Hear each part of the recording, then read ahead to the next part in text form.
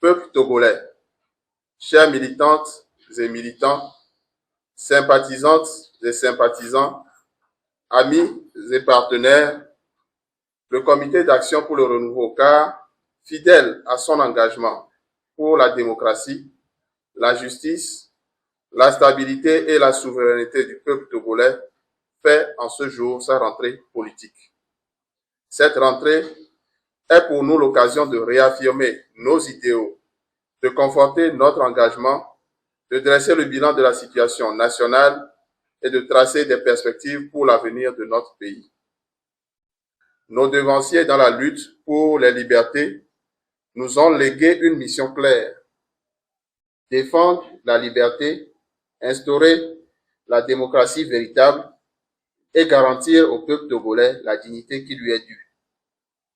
Le CAR est et restera ce parti de conviction debout aux côtés du peuple jusqu'à la victoire. Il nous souvient que depuis sa création, le CAR s'est toujours tenu aux côtés du peuple dans les moments les plus décisifs de l'histoire de notre pays dans sa marche vers un État démocratique. Héritier d'un combat mené avec courage et abnégation, notre parti est resté attaché aux valeurs de liberté, de démocratie, de justice sociale et de solidarité. Nous saluons la mémoire de nos illustres figures qui ont marqué ce combat et rendons hommage à tous, militantes et militants, qui, dans l'ombre comme à la lumière, ont consacré leur force à l'édification d'un Togo plus juste. Nous nous inclinons également devant la mémoire de nos frères et sœurs qui, encore une fois de trop, ont servi d'holocauste dans notre combat commun pour un État de droit et démocratique. Aujourd'hui, notre pays traverse une période cruciale. Le quotidien de nos concitoyens est marqué par la cherté de la vie, qui est en parfaite opposition au pouvoir d'achat, le chômage massif, en particulier chez les jeunes, lié surtout à la promotion et à la prolifération des emplois précaires et à l'asphyxie quasi systématique des initiatives locales. Les inégalités sociales persistantes exacerbées par le clientélisme politique érigé en politique d'État, le recul de l'état de droit, des libertés et des droits fondamentaux, consacré par la violente répression des manifestations publiques, le licenciement d'enseignants non réintégrés malgré le jugement du Bureau international du travail BIT, les arrestations arbitraires. La constitution des groupes prétendus d'autodéfense, le verrouillage par des artifices juridico-légaux des espaces d'expression de la liberté publique, notamment la restriction de l'accès à Internet, surtout par des manœuvres d'intimidation visant à réduire au silence toute contestation. Les libertés fondamentales sont confisquées et la peur est utilisée comme instrument de gouvernance. À cela s'ajoute la volonté manifeste de s'éterniser au pouvoir à travers divers subterfuges, dont le plus alarmant est le dernier changement constitutionnel opéré notamment en plein processus électoral, au mépris de toute considération éthique ou morale, voire légale. Pourtant, même si la perfection n'est pas de ce monde, il existe bien des exemples de dynamique politique et de gouvernance tout proches de nous qu'il ne serait aucunement honteux de suivre. Le peuple togolais ne saurait rester en marge de ses aspirations légitimes. Nous avons fait du chemin et le régime en place ne devrait pas passer par perte des profits, les concessions de l'opposition politique togolaise faites pour l'avènement de lendemain meilleur au Togo. Malheureusement, l'accord politique global, qui ne peut être dissocié de l'arrivée au pouvoir de M. Faure Gnassingbé, à presque 20 ans, cette année 2025, sans que son régime ait mis une réelle volonté à l'atteinte des objectifs de cet accord. Au contraire, la scène politique togolaise présage aujourd'hui d'une forte tendance à la mise en place de mécanismes devant nous ramener vers un parti-État sous le couvert d'un multipartisme de façade. La configuration actuelle des deux chambres du Parlement togolais et la mise en place des exécutifs communaux en sont les exemples les plus frappants. Le CAR refuse que le peuple togolais soit condamné à la résignation et à l'éternel recommencement. Nous refusons que la richesse de notre pays serve les intérêts d'une minorité prédatrice pendant que la majorité croupit dans la misère.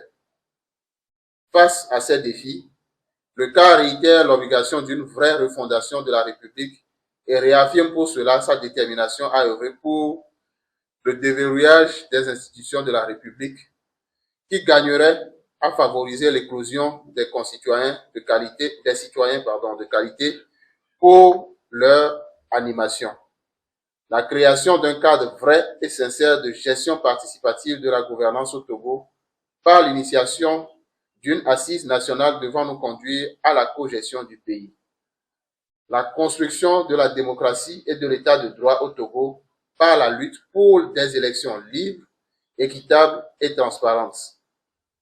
La justice sociale et l'égalité des chances afin que chaque citoyen, quelle que soit son origine, puisse contribuer et bénéficier du développement national.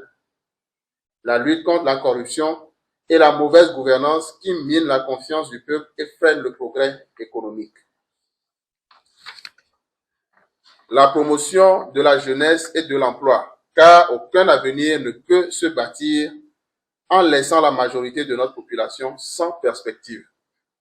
L'unité nationale et la cohésion sociale, conditions indispensables pour construire un Togo, État-nation fort et respecté. Pour arriver à cette refondation, nous devons avoir le courage de décider politiquement et comme filles et fils d'une même nation, de passer par la cogestion qui se décline comme suit. D'abord, organiser une assise politique nationale pour traiter tous les problèmes sociopolitiques et aller vers un apaisement en libérant tous les détenus liés à une manifestation politique. Mettre en place un gouvernement inclusif de mission, celle d'organiser des élections générales. Mettre en place des institutions inclusives, crédibles, qui organisent, supervisent et proclament les résultats de ces élections de manière transparente avec la participation de toutes les parties prenantes et l'accompagnement de la communauté internationale. Sur la base des résultats de ces élections, on appliquera les règles de la cogestion pour une durée donnée. Les règles de la cogestion et la durée de son application seront déterminées par l'assise politique nationale. Pour le CAR, cette cogestion permettra de dissiper la suspicion et la méfiance qui ont été instaurées au sein de la classe politique par l'hypocrisie et aller vers la construction d'un État-nation sans lequel une alternance pacifique ne serait qu'un leurre. À cet effet, nous lançons un appel solennel à l'ensemble des acteurs de la vie politique, aux organisations de la société civile et surtout à notre peuple souverain à rester plus que mobilisé pour la mise en œuvre de la cogestion. Nous devons refuser la résignation et choisir la voie de l'engagement patriotique. Le changement auquel aspire le Togo viendra de la mobilisation de toutes et de tous dans l'unité et la solidarité. Nous avons l'obligation de faire du Togo l'or de l'humanité et en cela, le parti au pouvoir est interpellé parce que, ayant la grande responsabilité dans la déliquescence de notre pays. Le CAR réaffirme sa disponibilité à œuvrer au rassemblement des forces vives de la nation pour construire une alternative crédible et durable. Le CAR lance un appel au gouvernement pour libérer toutes les personnes incarcérées pour leur opinion politique. Le CAR appelle le gouvernement à éviter toute augmentation des tarifs d'électricité, d'eau, de carburant et autres sur une probable recommandation du Fonds monétaire international FMI. Le CAR demande au gouvernement de trouver rapidement des solutions aux incendies des marchés qui laissent les femmes et les hommes de ces marchés dans un désarroi total et de prendre les mesures adaptées à la prévention de ce genre de sinistres devenus trop récurrents. Le CAR félicite les religieux qui ont ouvertement pris position pour le bonheur des Togolaises et des Togolais, en relevant les injustices sociales et le manque de vérité dans l'action politique. Vos prières et vos supplications au Tout-Puissant ont permis à notre cher parti de ne pas sombrer dans la violence. Mais aujourd'hui, le cas vous interpelle à joindre l'acte à la prière, car Dieu qui nous a créés sans nous ne peut pas nous sauver sans nous. Le peuple togolais souffre amèrement et le cas appelle les chancelleries présentes au Togo à ouvrir grandement les yeux pour ne pas être insensibles et jouer aux médecins après la mort. Aujourd'hui, la démocratie locale, tant appréciée par certaines chancelleries et qui constitue le soubassement du développement de leur pays, est foulée aux pieds au Togo. Avec les élections communales de 2025, la mise en place des exécutifs communaux s'apparente à des nominations.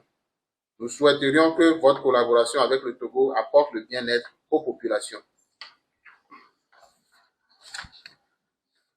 Peuple togolais, chers militantes et militants, la route vers la démocratie et le développement est encore semée d'embûches, mais notre détermination doit être sans faille. Le CAR, fidèle à son engagement, restera debout, vigilant et combatif aux côtés du peuple. Nous ne pouvons pas finir notre déclaration sans manifester notre solidarité à l'endroit de tous les citoyens prisonniers politiques et d'opinion qui, jusqu'à ce jour, croupissent en prison dans des conditions déplorables. Le CAR s'incline devant la mémoire des Togolaises et Togolais qui ont perdu leur vie lors des dernières manifestations. Le CAR s'incline aussi devant la mémoire des concitoyens tombés sous les balles des terroristes au nord du pays. Le CAR s'incline enfin devant la mémoire de nos vaillants soldats tombés sur le champ d'honneur dans la lutte contre les extrémistes religieux. En ce jour de sa rentrée politique, nous réaffirmons notre foi en l'avenir et notre confiance dans la capacité du Togo à se relever et à se hisser à la hauteur des aspirations de ses filles et fils. À bas les vieilles méthodes, vive le renouveau, faire Lomé le 25 octobre 2025, les délégués à la rentrée politique 2025-2026. Je vous remercie.